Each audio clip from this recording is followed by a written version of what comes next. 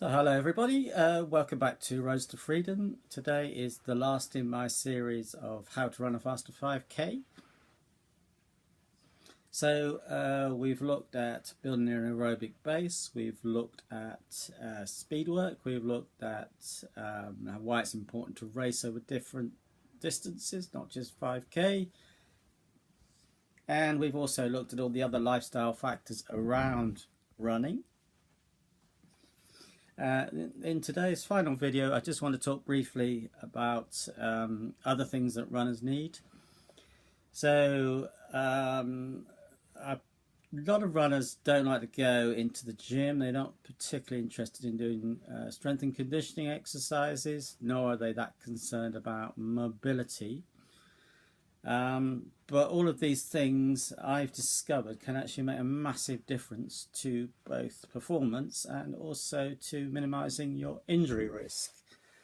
So there's two sides to this, really. One is to be strong and mobile so that you can run faster, and the other one is to be strong and mobile so to balance everything out so that you minimize your injury risk. Okay, runners get injured an awful lot.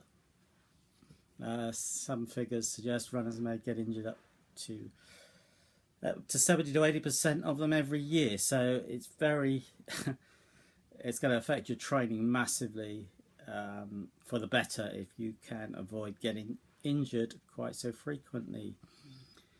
So consistency is everything, and a big part of that is staying mobile, but also addressing any muscular imbalances.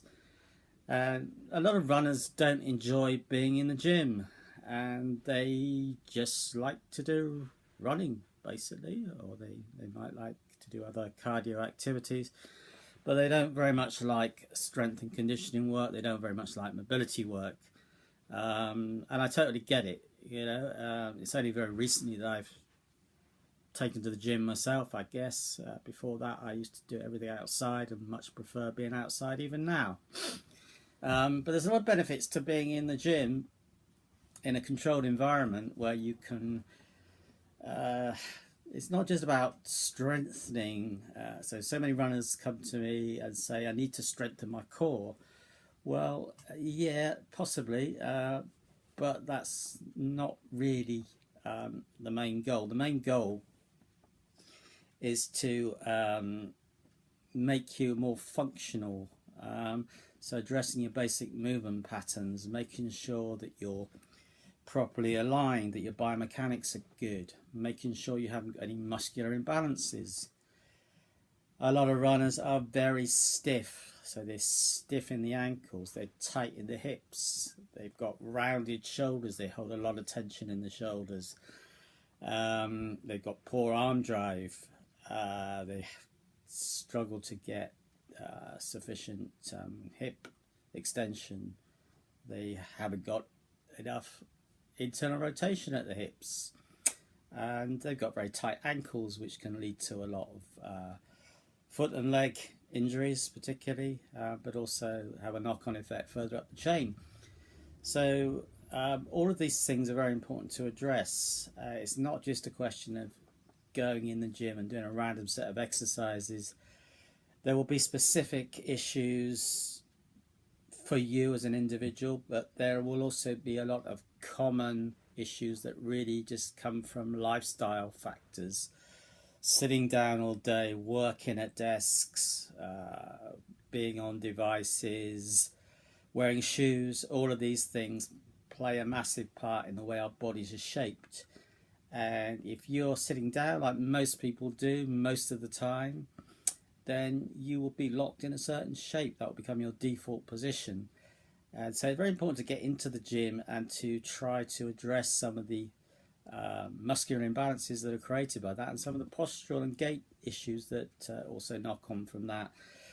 So that it's very important to address that area, and that's pretty much what we do at the running gym, or is a big part of what we do. And people get enormous benefits, you know, in terms of comfort, enjoyment of running. They run faster with less effort just by freeing up their hips and their ankles and their shoulders.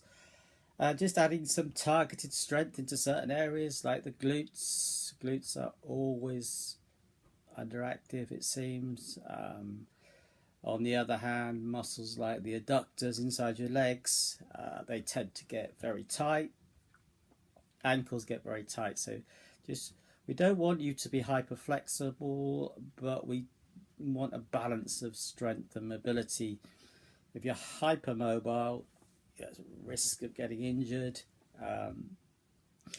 But equally, if you're very stiff and haven't got sufficient range of motion, you're also quite likely to get injured. So it's kind of getting a balance. And this isn't just about stretching. You know, so many times I hear, "Oh, I don't like stretching, I should do stretching." That's really not what we do at the running gym. We look at mobility in a wider sense. We look at biomechanics, how you're lined up, and the consequences of that for performance and for injury risk. So we address mobility not just through static stretching, although that may have a place as part of a program, but more widely in the sense of using things like foam rollers and lacrosse balls and banded stretches and body weight stretches. So all of those things to improve mobility and more. Myofascial release is a big part of that. But also simply moving your joints through a full range of motion on a regular basis with simple bodyweight exercises. Just doing these regularly can make a massive difference to your mobility as a runner, you know. I see so much of it. Tight hips, particularly, really holding people back. So all of those things need to be addressed. The other thing that is important is to do perhaps some running drills. Look at your form, look at your cadence. So many recreational runners run with a slow, plodding, upright gait. This is not only a recipe for injury, but it's also massively affecting their running times and limiting them in so many ways without them really being aware of it. Just tiny adjustments to form and posture can really free up the running and make it a lot more pleasurable if you're prepared to just take a little bit of time each week to address these issues. Anyway, that's it for now. I hope you've enjoyed my series. So if you'd like to know more about either the free park run group that I run or the small group running sessions that I do, which are run specific sessions for small groups of runners who want to improve or enjoy their running more, and also do one-to-one training with some people too. So whatever you're looking for, just get in touch, and I'm sure we can work out something that suits you, your lifestyle, your budget. And at the moment, I'm also offering like a free basic assessment. Have a look at you, see the way you move, see the way you stand, see what your range of motion is through various activities, and give you a few pointers. So if you'd be interested in that, then just get in touch. It's David, that's info@roadtofreedom.net, 075 044 39555. Please subscribe to the channel for more informative videos, and like my video. Thank you. Goodbye.